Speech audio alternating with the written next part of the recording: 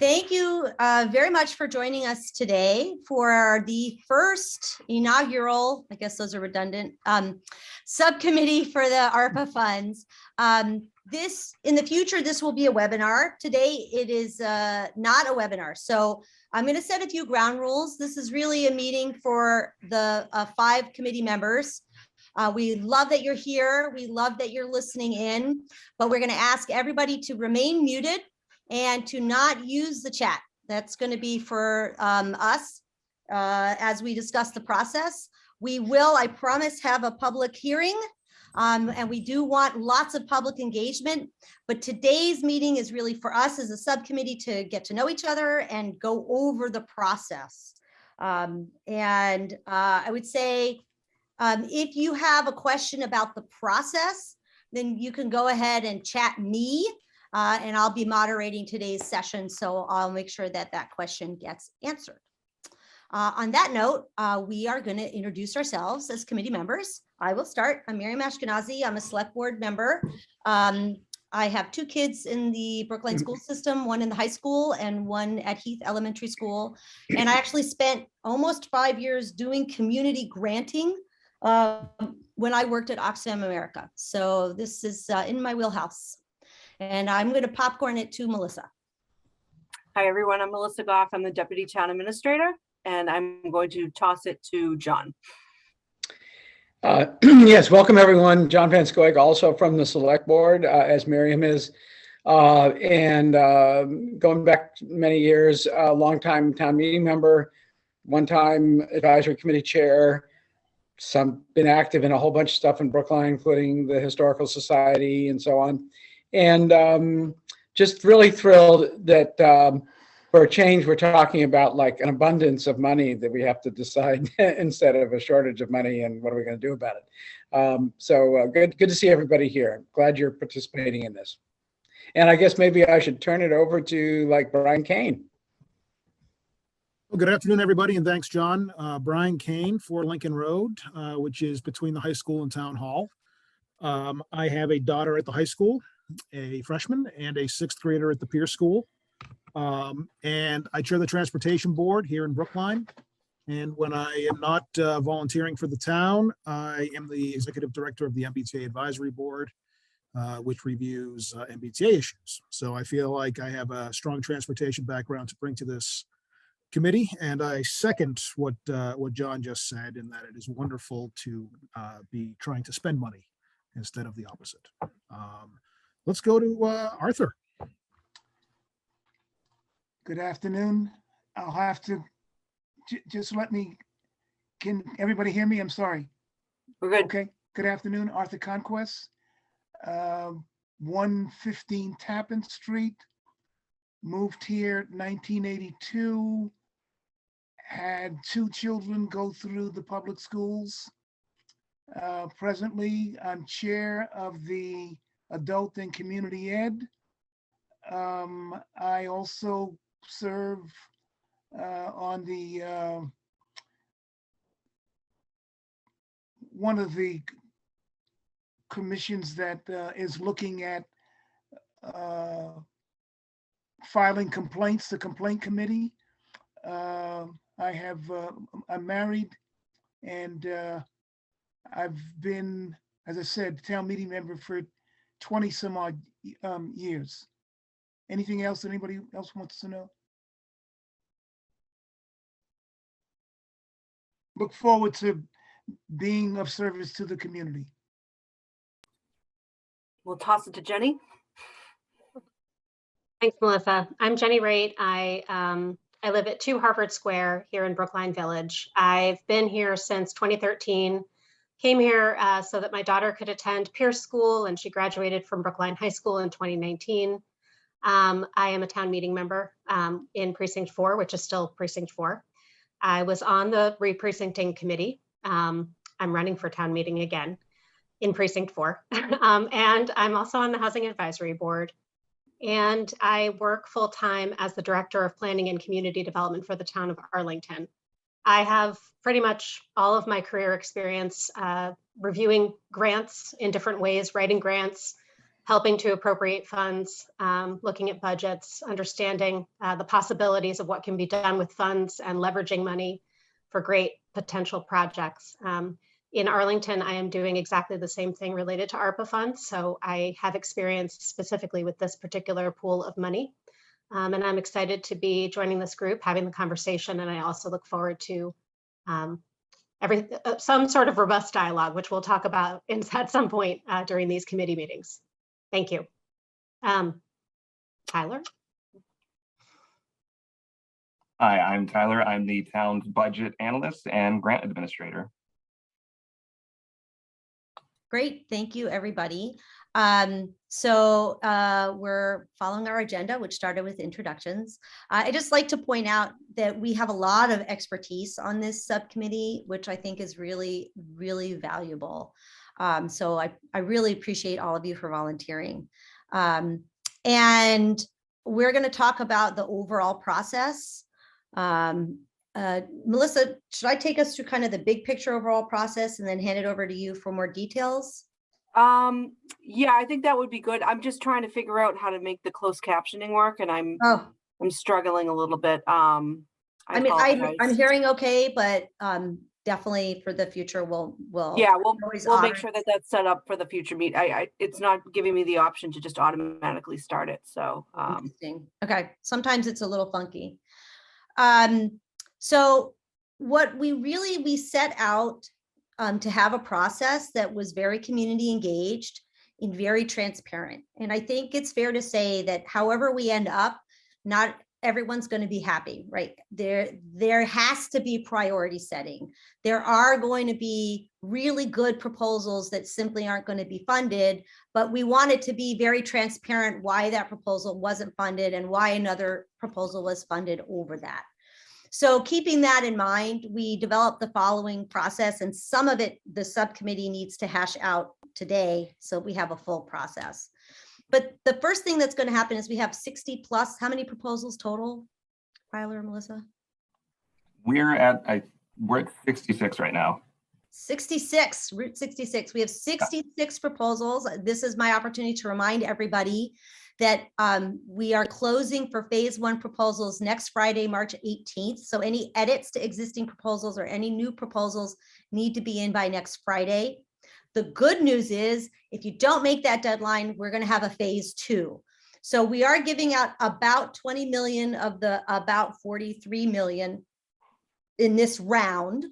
And then there'll be a second round. So if you don't make your proposal by Friday, or if you don't get funded and you get some constructive feedback, you have the opportunity to resubmit for the second round.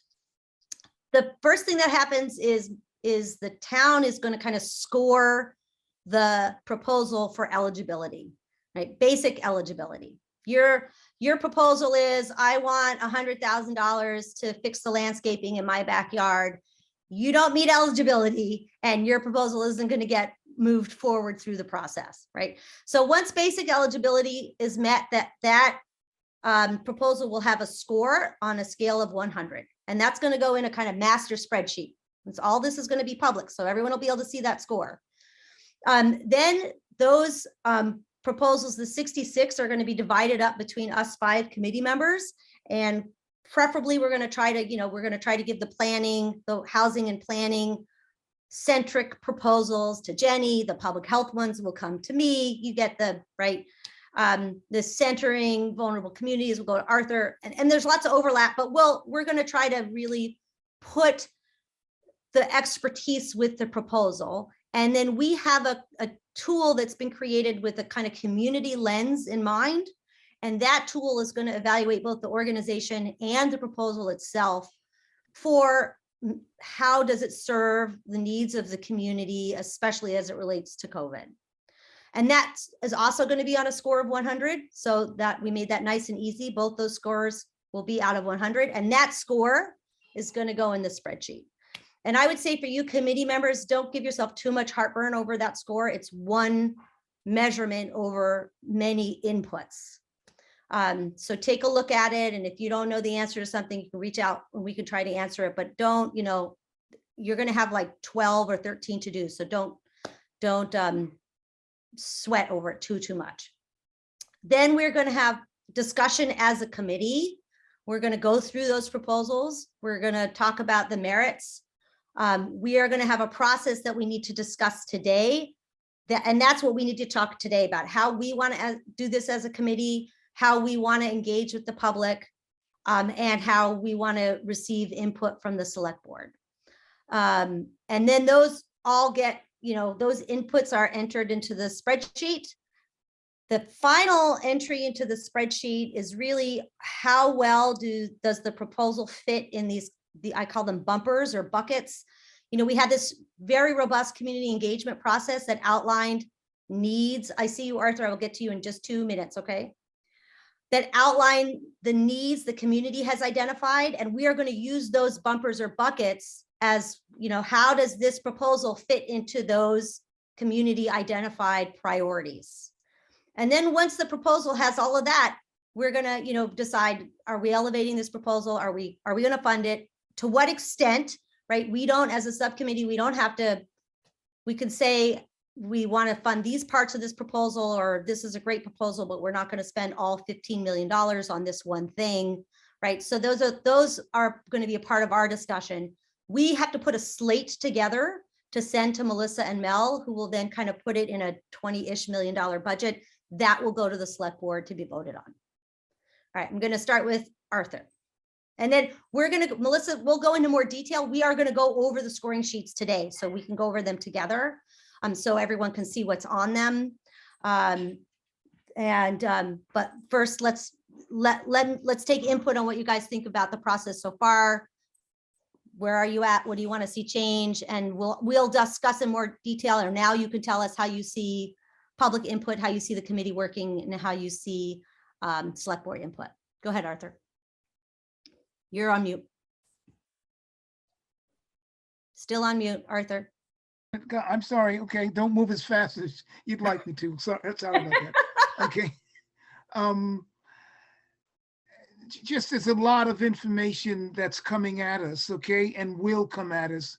And so I just want to make sure that I have the right person that I go to get information, just to get me started.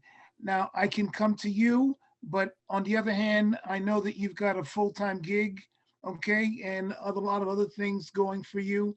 But I'm also, so do I go to Melissa or do I go to Tyler and, get, them to fill in the blank spaces until I can get completely on board, in terms of figuring out what pegs go in what holes? Yep. So Arthur, I would say that it's a combination of Tyler and myself. One of the other things that we're going to do today is give you just a little tour of our website that we're setting up for ARPA. It's going to be our repository for all of the information. It's where we have, the current guidance from the Treasury posted there. Our reporting is done through there. There's some of the submission information is coming through there as well. So we'll give you a little kind of tour of how we've set it up. And then, as you move along, Tyler and I are going to be supporting this committee and the needs as well. So you'll be available though for us to, to answer questions and untangle knots that I'm sure we're going to find. Is that correct? That's correct. Well, okay. I hope we're able to untangle. I hope there aren't a lot of knots. They're going to be. John, go ahead. There we go. I just want to put a thought on the table. I'm not 100% sure I've made up my own mind, but when we get to the part of the process where we're going to start discussing, we've done the scorecard and now we're ready to start discussing what we think the grantee, what we think the outcome should be in terms of the grantees that are chosen. I'm just putting on the table the idea that we perhaps should, each one of us, be asked to present a comprehensive list adding up to $20 million. I always make that mistake.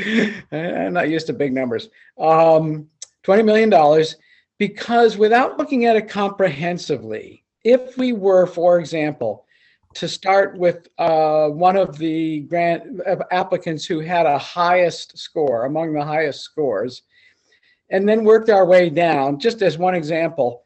Inevitably, those first discussed are going to have an advantage because pretty soon the money will run out and, you know, we won't get to the last discussed.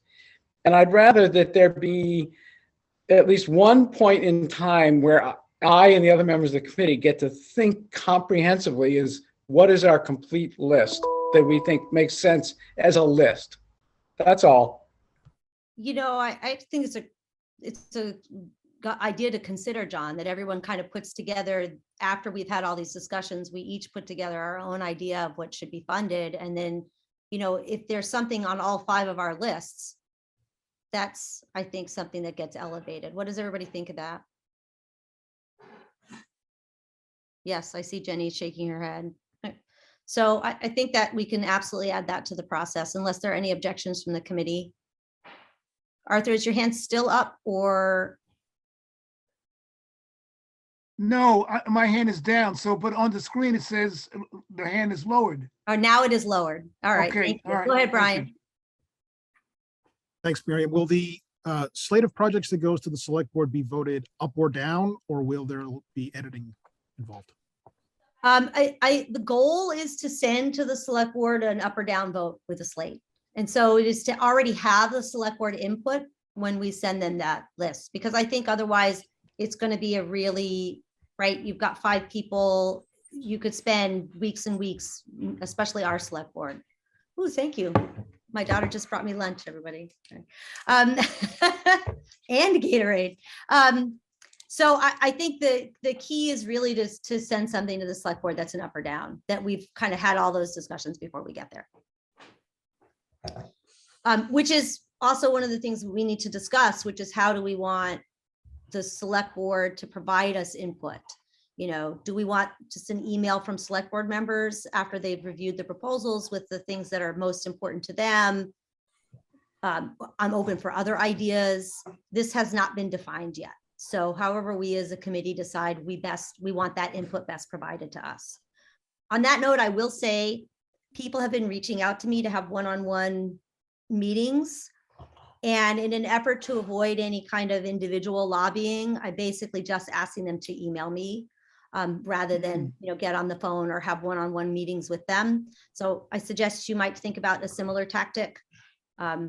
That way there's a, you know, you have a chain, you're not going back and forth, you have your email, we can add it, all the emails that you get, we can, you know, have a file for that. So everything again remains transparent and public. But I just want to say that Yeah. people have called me, but as absent-minded as I am, I never even thought, okay, that was the reason that I was getting this out of the blue phone call 3/4 of the way through or halfway through. Oh, so that's what it's all about. Yeah. Okay, so it's happened already. Yeah, and I mean, again, I think if we can be conscious about, yes, we can be conscious about it to avoid that kind of individual lobbying, we should try our best. Obviously, we're all human and, you know, we know people personally who have proposals in, we can't completely divorce ourselves from those conversations. But I think the more we can avoid them and the more transparent we can by asking for an email that we can file and make public is probably the best way. Go ahead, John. Yeah, and along these lines, I don't know whether Melissa has heard this already, but I've talked to Miriam about the possibility that there could be a folder so that let's say I get an email that doesn't go to the other members of the committee, but you know, obviously any email to any individual member should be shared with all members.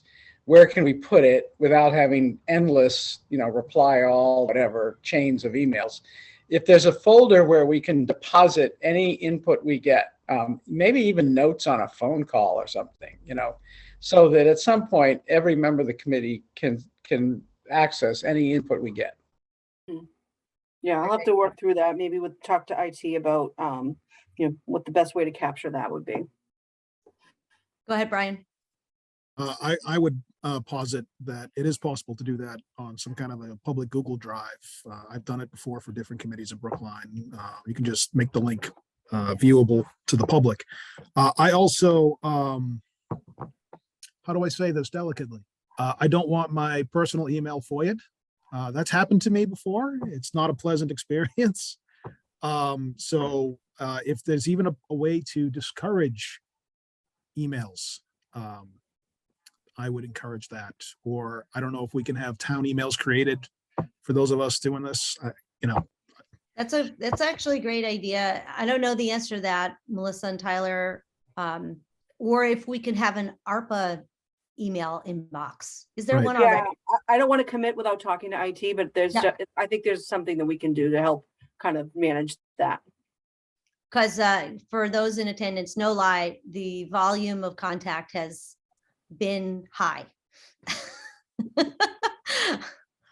It's a great idea. Go ahead, Jenny. And my preference would be to have a group email that's just sort of ARPA at, and then copied to Melissa or Tyler anytime there's an email that's communicated, and keeping track of it that way. I think that that's just the easiest way of protecting our personal email addresses for the reason that Brian mentioned. I would also want some sort of Google Drive or some whatever shared resource we can use to share any files or resources or other documents that we need to, just in an easy way, and not having like all the attachments by email. Definitely not. Yep. So that would be those would be my preferences. Yep. But don't forget that some of us are already on the government email list because we're town meeting members, and people already have our addresses. So just keep that in mind. It wouldn't make a difference. Right. Always do. I always do. But I think I agree. I think that Jenny and Brian's, I think if we can make that happen, Melissa, that's two thumbs Yeah, up. I'm sure we'll be able to do something. I don't want to commit without IT weighing in on the best way to do it. Yeah, it's okay. Fang loves me, so just tell her it's for me. All right, so mindful of the time, I'm going to turn it over to Melissa to kind of run through. By the way, in the original email invite to you is the kind of process generally. So if you need to use that as a reference stock, otherwise you should really feel free to email me at any time. I work 24/7, sadly. But I'm going to turn it over to Melissa, and we'll run through the tool, and then I think once we do that, we'll just spend a little bit on how we want to do public input, how we want to do select board input. And then hopefully if we have time, we'll actually get to looking at assigning some of the proposals. Sure. So the first thing that I'm going to do is just give people who may not be familiar with the site that we built on ARPA, so that you can see the resources that are currently available to the committee. So I'm going to put it into the chat. And then I'm going to share my screen so that you can, I'll just kind of give a very, very quick tour.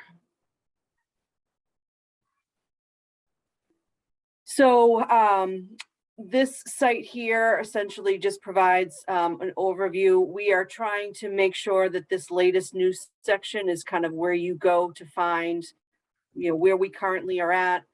The committee does have its own site through the town's website where the minutes of the meeting will be posted. We'll make sure that there's links so that you can navigate between the committee page and this one as well. This is some information just generally about the funding that we have to date, what's come in the door, what potentially is coming from Norfolk County. Norfolk County is administrating the grants themselves. So that process makes it a little bit more complicated, and that they're keeping a piece of this for administration, and then also they have their own portal that we would then need to use if there are projects that we want to submit through that. So just to be mindful of that. These are the broad uses of the funds. We had a survey tool that's still hanging out here right now, just to kind of let people play around with the concept of trying to build a budget. We'll have metrics behind that at some point. We'll give the committee. I don't know if it will be helpful at all to kind of understand kind of just generally. Obviously, the BCF report has, a formal survey that was done that also would be providing data to the committee as well. These are the requests as they're flowing through our request portal. And so you can kind of see generally where they're coming in and what categories the people that are applying are choosing.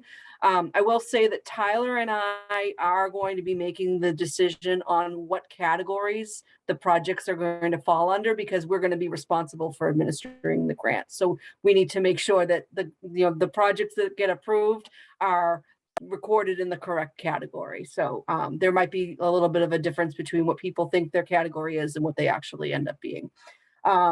One other thing about here is that you can click in here and it gives you more detail about the projects, not a lot of specificity about, the summaries and some of the other uses, but you can kind of see by record number, the requests that have come in, who the applicant is, the date they submitted. So there's just a little bit more information on, the various categories, and you can filter by department. You can filter by, if you want to just look at different categories, just something, the people who like to kind of play around with data, you can jump in here and just kind of take a little look at it.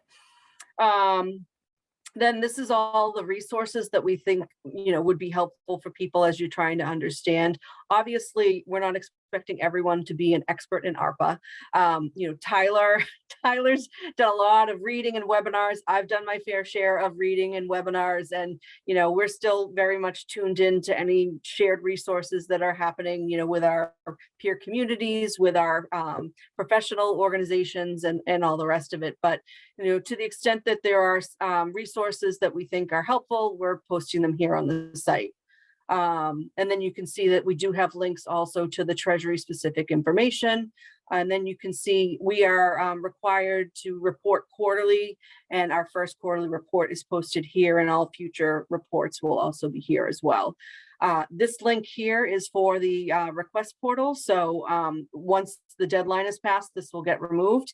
And then what we're planning on doing as well is to also put the rating sheets that we're going to be talking about today, and the request, to the extent that we're able to, show a summary, we'll be able to post all of that material there, and it will also be kind of attached to the meeting minutes as well. So that is the site. If people have questions, I can take them, or if you want to send me an email later with something that comes to mind, then if you're ready, we can jump into the rating sheets, and then Tyler's kind of going to give us a little tour of that as well. Okay, sounds like we're ready. Thumbs up if you're ready to move on. All right, so go ahead, Tyler. Yeah. All right, let me get this set up here. Okay, so as Miriam and Melissa have already said, let me hide this panel really quick so I can actually see what I'm doing. And I'll just speak for everyone and say it needs to be a lot bigger. Thank you. Thank you for letting me know, because I have this on a giant screen, so Thank you. Yes. right now. Okay, so this is the version of the selection criteria tool that we're using on the town side. So we obviously jot down some of the basic information: the proposal name, the number, which department, organization. As Melissa said, we're the one that's assigning these expenditure categories. I just want to note the ones that are on the story are not the ones that are actually used by the Treasury. It's broken out into 7 individual categories. We generalized it to kind of make it easier to follow. But so we will be assigning that. And you can also see these when we submit those expenditure reports to the Treasury. And then we also will kind of put that into the bumper, as Miriam put it, or the bucket, and any other comments, anything like that for the general overview. But what we tried to do is make this as non-subjective as possible, just basic yes or no questions, so it's straightforward, and then we'll assign points to it. So when we're looking over any type of proposal, we ask it as just a yes or no. Does the project demonstrate a relationship with the eligible use category, which is the expenditure category that it fits best with? 9 times out of 10, this is going to be a yes. And then we're also looking for project implementation. Is it ready? Will the project be completed before the end of the grant period? So we have that as like a general section for grant compliance and relevance. Then moving down here, we look at safety and liability. And that can be a lot of things. That can be for, town infrastructure assets that we are trying to protect, or anything in the community as well, even an infrastructure project. So it's still very broad when we use this lens, but same thing, we just ask yes or no questions as we go down. This one, we only pick one. It's not a select all. So in this case, the one that resolves the safety or liability concerns is the highest level, which will receive the most points. Let's see. Coming down here, we have cost effectiveness. So we're just looking for effectively what's going to give us the best bang for our buck, if you will, best return on investment. So does the project have a well-defined budget? One of the things that's really important is thinking about the sustainability of the project financially.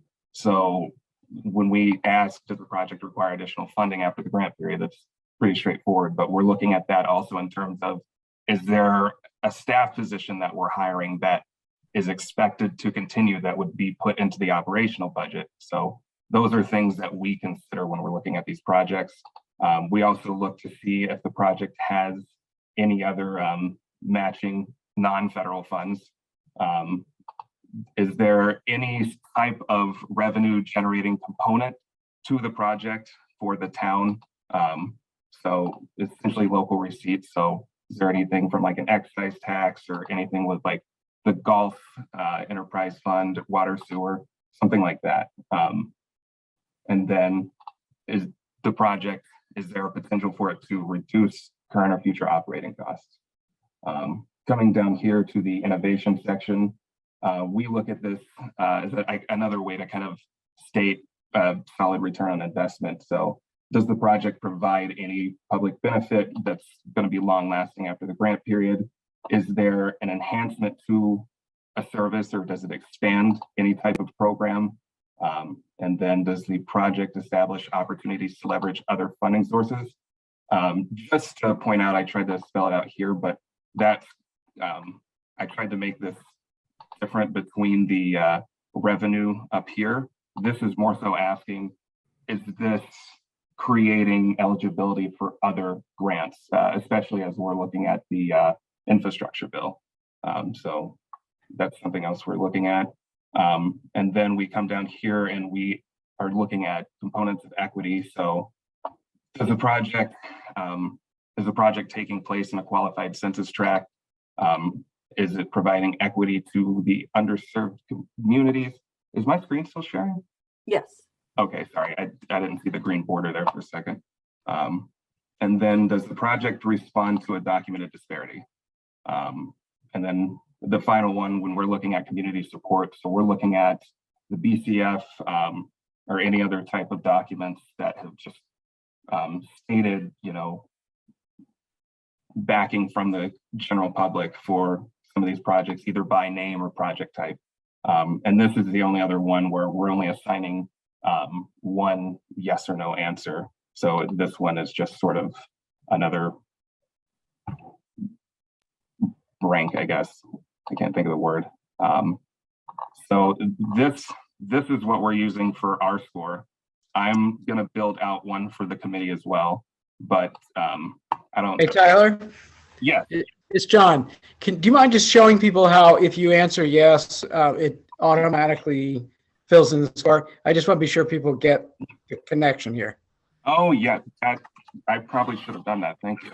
And I just want to clarify for the committee, Tyler and or Melissa will be doing this form, not us. We have the next one that Tyler will also hopefully make it as easy for us to just hit yes or no, and then it'll auto populate the score. Yeah, that's it. I'm gonna try to make it as close as possible to how this one functions. Yes, thank you. So yeah, this will just populate, and this also stops you from being able to fill these out. But yeah, this will just auto-populate just so we can reduce any potential human error. when we're going through these, because there's quite a few. And just to go off of what Miriam just said, so me and Melissa are both going to be looking at these. Mel's going to be at some of these projects as well. So we're going to have quite a few staff kind of making sure these scores are sound. And I think, our biggest concern around, the projects that get approved is just to make sure that they're eligible for grant funding and that they can be meet the criteria around timing of spending, because, we don't want to have a project get approved and then they are, unable to complete the project in time, and then we're having to give Treasury back the funds. So we want to make sure that, we're looking out for those kinds of things. Go ahead and jump into the community tool if you want. I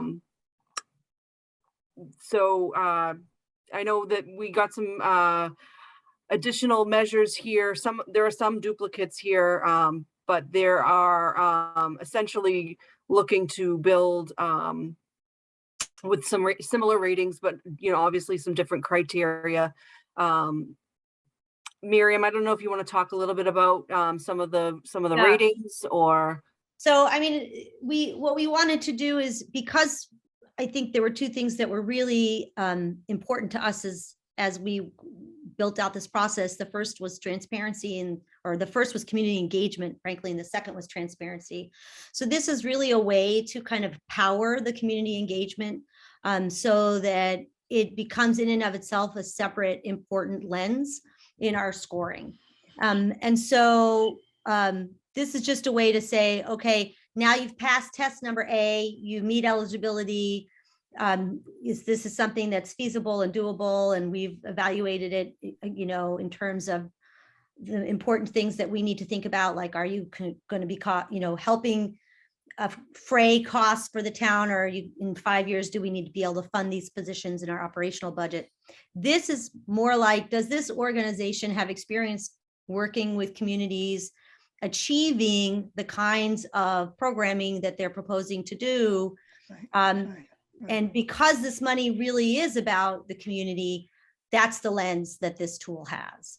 So talking about, is the organization, this first part is organizational, is the organization a community-based mission or purpose? Does it provide services to the community? Who does it serve? Are they disproportionately impacted by COVID? So you can see, who's, how does it function? Is there a board of directors or governing body that holds the organization to some accountability?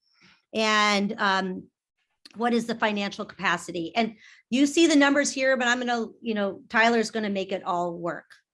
We will we'll post the staff tool and then the committee tool on the website once they're both converted into the Excel formats, right. So that everyone can see what the ratings are and what they look like.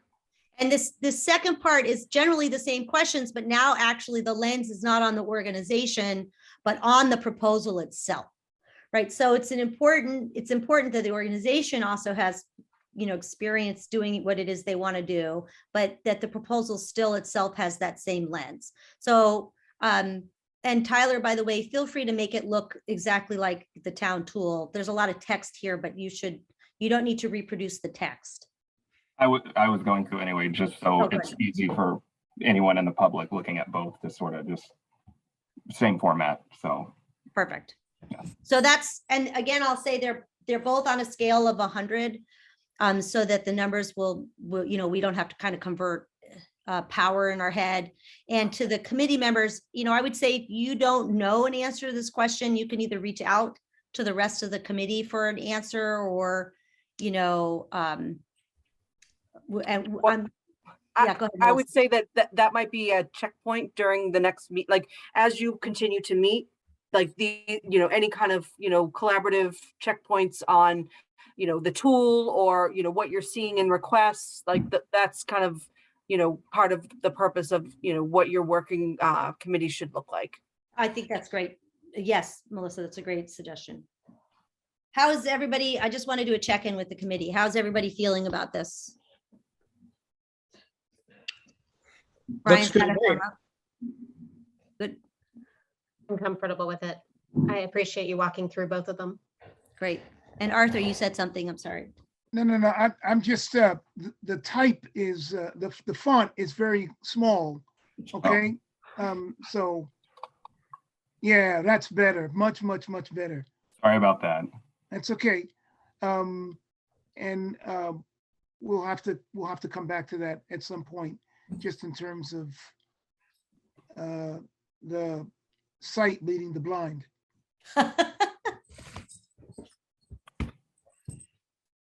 All right. All right, so any questions? All right, 247. So what I would love to do is talk a little bit, John and Melissa and Tyler and I were talking about the public input part. And the suggestion on the table is for a public hearing. And so we're happy to entertain other thoughts, but I think we can set a date and a time for a public hearing and then very proactively market that to allow the public to come to the microphone. We can have people, email us comments to be included in the public hearing if they can't make that date and time. How does everybody feel about that? And then if they're okay with that, let's pick a date and time. Can I ask a clarifying question? Yes, absolutely. So you say public hearing as in it'll be recorded, everything's taken down as opposed to a public meeting. Okay. And is this envisioned to be like a pitch session where opponents come and? That's a great question. I don't, in my opinion, no. Sorry, my dog keeps taking my boot. I envision it as a chance for the public to say, I like this proposal, or here's why I have a problem with this proposal. I think I don't really want, and we can talk about this and what we want, but what I don't want is for all of these people to come and pitch to us. I think we have the proposals. I mean, 66 proposals. We would never be able to get this done in time. I agree. I think we can go to folks and say, we have a question about your proposal. Can you answer this? Can you clarify this?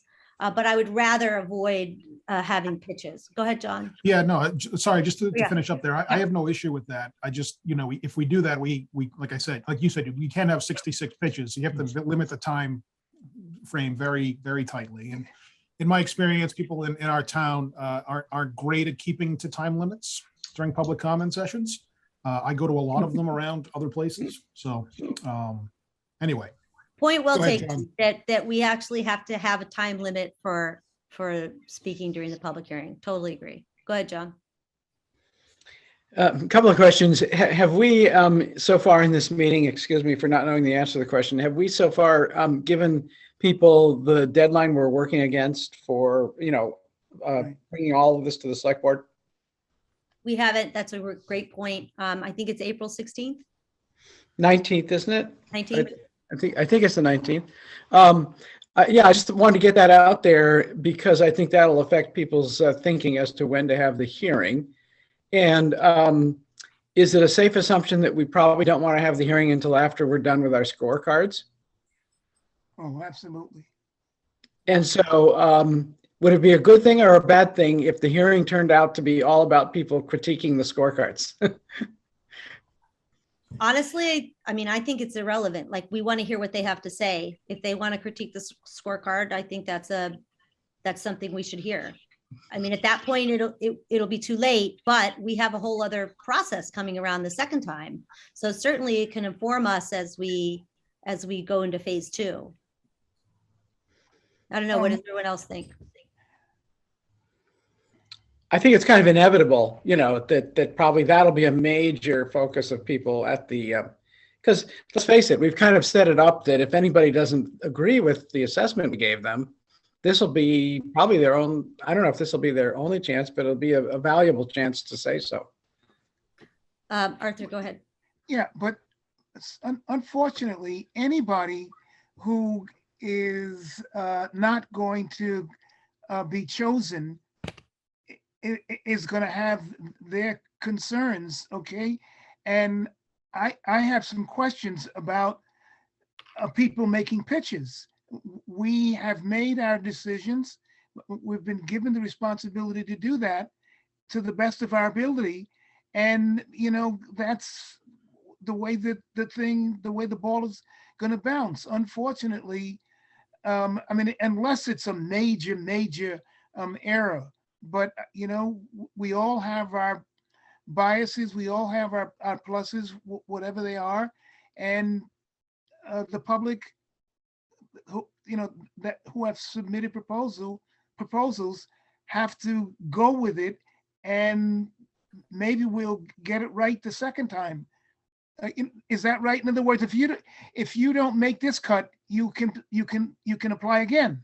Yes, Is that correct? yes, and I would say, Arthur, to your point, I think the enemy of getting this done is perfection, right? It's not going to be a perfect process. We're going to do the best we can and then learn for the next round. And I think you're right. People are going to have comments. That's fine. We should just listen to them and take that under advisement. Let's just make sure, though, okay, and I'm going to be a stickler about this, that our conscience or consciences are clear, okay, that we think that we have done the right thing. Mhm. All right, I think that's what's most important. And I would even entertain us, critiquing each other after the fact, okay, after we go through one and say, well, I think this could have been done better, or I think that this group got an unfair shake or whatever. But Mhm. for the first go around, let's do the best that we can possibly do based on the information that we've been given. I agree. John? And then- Yeah, and I've been kind of thinking out loud as this question has been addressed. And I think one of the suggestions we might want to consider is sort of like Jeopardy. Every bit of input would best be in the form of a question. Obviously, you can't make it a requirement that it be a question, but the most useful thing that people could get out of the hearings, I think, would be answers to questions. And if we want to just urge that on people, I think it might make the hearing productive for everybody. Wait, I'm confused, John. You want us to actually answer their questions in real time? At the hearing, it doesn't have to be in real time. We could record them all and then provide answers subsequently, I guess. I think Yeah. otherwise we won't have time to hear everybody. Yeah. But I think we need to pick a date. So how does the first week in April work for everybody? And Melissa, you should probably advise, is it better to have a public hearing at night? I think it is probably, right? Yeah, I would say so. I can't, Monday and Wednesday are out for me. What are the odds that Thursday works for people, April 7th? Is that too late? Should we do it the week before? Thursdays are school committee days. That's usually when the school committee meets, just to be mindful of that. But there are other, you could also, people could submit their comments in writing as well. Jenny, go ahead. Yeah, that's. Oh, sorry. Were you continuing? Yeah, no, you're. Oh, okay. All right. How about the 11th? What day of the week is that? 11th? That works for me, actually. Yeah, I was going to suggest a Monday, so that sounds good to me too. April 11th. Brian's shaking his head. Arthur, works for you, Monday, April 11th? Absolutely. Can What you hear me? time? Yes, we can hear you. Melissa, what time should we do this? 6 or 7 sounds like a good time for, I think it just depends on, if people are commuting home or, when they can sign on. And so, however the committee feels about, 6 or 7. Anybody care when I think it should be 2 hours, right? Yeah. I think Usually these tend to be 7 to 9 kind of time frames, but let's yeah, do. I think the later time is better, especially for people with little ones. All right.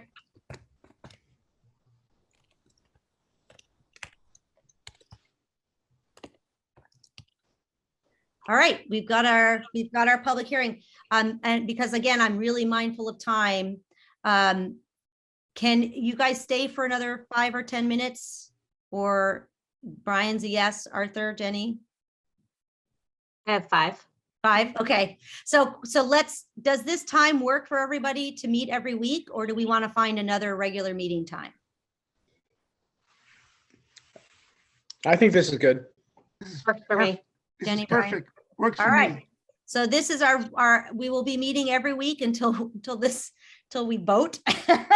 Friday, 2:00, except maybe the week I'm in Jamaica, but we'll see. Maybe you'll meet without me. Then the only other, I think that the thing we've discussed public input. I think we've discussed a little bit how we'll work. And I think part of that too, as a committee, we'll figure out as we're going along. How would we like to receive input from the select board? Do we want just emails with their thoughts on the proposals? Do we want to ask them to come to one of the meetings? The problem with them coming to one of the meetings is that we would violate open meeting law. Oh, actually, we wouldn't, right? Not if they come, Right, because if they're present. this is an open meeting, right? We just have to, Melissa, we don't, I would want to just check with town council on participation and what, we could have a joint meeting where it's the committee and the select board as well. that's a great idea. That's a great idea. Jenny, go ahead. I like that idea. I like a joint meeting, either that or if the select board has a discussion about it, then providing us with a letter might be another scenario, at one of their meetings. I thought it was a joint meeting. No, I thought it would be. I thought I- it would be a joint meeting. I think both of those, I agree with Jenny. I'm happy with I don't both think of we those, concluded either a that. joint meeting or having the select board discuss it and then providing a letter of recommendation to the committee. We can, Melissa, do you want to bring that back to Heather and Raoul and let them Yep. decide? Yes, Great, we'll talk about it. super. Do you mind if I weigh in on this? Please, John. I'm a little concerned that this might look like the select board getting 2 bites at the apple, because they are going to be the ultimate arbiters of this. And I also think there may be individual select board members that want to go into great detail, and there may be other members that basically are just going to go along for the ride, whatever the other members decide. I would prefer actually to just invite the individual select board members at their own initiative to be like anybody else, write to us and let us know what you think we should be doing. Because otherwise they're already kind of making up their minds before they actually meet on this and then announce the results. Brian, what do you think? This sort of gets to the question I asked at the beginning, if this is going to be like a BRAC style commission where there is an up or down vote. If the select board is going to begin amending, what's the point of us? Honestly, if that's the case, then just let the select board do this. Right. But if, so anyway, yeah, thank you. No, so to be clear, we are going for an up-down vote. Like, there's no way otherwise to get this done. And I've talked to Heather about this. That's the plan, is that we'll provide, the slate that the select board votes on, which I think speaks to what you're saying, John, which is that they're not going to have a second bite at the apple. However we engage them now will be the only bite that they get, because otherwise the expectation will be an up-down vote on the 16th or the 19th, because we really don't have any choice. We have to decide one way or the other on the 19th. Jenny. Well, Oh, sorry, John. Let Jenny and we'll let you. yeah, sure. Yeah. I Go was ahead, just Jenny. going to say that, yeah, I think that, if it's perhaps weighing in along the way or asking us questions or something to that effect, that might be more appropriate then. So it's not fully weighing in or trying to influence or what might be perceived as additional influence. Maybe that would be the better way of framing it, is that we might be seeking that kind of input. I don't know when, by the way. I'm still a little unclear as to when that's happening, at what point along the way here, but given the timing. But it could be that they're providing us with some questions or things to that effect that we can then, think about, but not necessarily have as heavy an influence as a meeting which could come across as being the two bites. Arthur, where are you on this? I'm fine. You know, listen, either way, it doesn't make a difference to me. Okay. I mean, because I'm trusting that the selectmen, the select board are going to enter in this in good faith. Okay. And that we are too. And I'm hoping, okay, I've got my fingers crossed that we need to make sure that everything is done above board. Okay, there's just too much suspicion running around, and it's been that way for years. And I want us to instill trust in the community. Okay, that we're doing the right thing. So I'm gonna propose that we let this, and you can push back on me. I'm always happy to have pushback. As John knows, we push back on each other a lot. I'm going to propose that it sounds like we have three choices, right? We can either have a joint meeting with the select board. The select board can meet separately on this issue and issue a letter, or we can ask the select board members to individually email the committee with their questions and top line desires, or however we want to put it. Did I get all three choices? Am I missing anything? Go ahead, John. Yeah, I'm sorry. You might recall I was going to say something after Jenny, but I didn't get a chance. My apologies. Yeah. No, that's okay, because I want to just put this question to everybody. I'm not sure we can tell the select board that they have to vote up and down on this entire slate or nothing at all, because any individual member can propose an amendment. You know, of course they can, John. I mean, look, I think at this point to second guess the process we've outlined with the approval of Heather and Mel, and we don't have time to spin our wheels on this. Agreed. We're going to propose a slate. If someone wants to propose an amendment, we'll have to deal with it at the time. Yeah. But I think the goal is to have an up or down vote on a slate. And one of the ways that we ensure that as a successful outcome is to make sure we're giving the select board the opportunity they need to provide a voice. My next suggestion would be we give those three choices to Heather and Raul, and they can decide how they want this decision to input happen. If none of us have a big preference. Yeah, I just didn't want those who are listening to get the wrong impression that we could tell the select board they have only one choice on this. That's all. Oh, yeah, great. So this would solve that. But I also, can I just Please interject here just for a second? I also want to make sure that the select board members are abiding by the same rules that we are. And let me give you an example. I think you've warned us, okay, about getting individual phone calls or individual, and I think that should be the case for the select board members as well. I mean, you and John have heard that, but I would like for you to communicate that to the other three members, okay? That maybe, sort of private, whatever. individual lobbying. Yeah, individual lobbying, okay, we're not comfortable with that. Okay. I'm happy to do that, Arthur. That's a great Thank you. Thank you very much. I will do that. So Melissa, let's go back to Heather and Raul, and they can discuss which of the three options they think fits best with how they want to provide feedback. Is that okay with everybody? Give me a thumbs up or a thumbs down. Great, perfect. All right. Okay, mindful that it's 3:05. We had hoped to kind of start divvying up projects, but we knew that was quite optimistic. Go ahead, Melissa. I think it might be good homework to distribute after this meeting the summary of projects. And then next Friday when we meet, people will have a sense of what they want to take on for ratings. And then we can assign them in the meeting. We can use the meeting to actually assign them to committee members. I think that's great.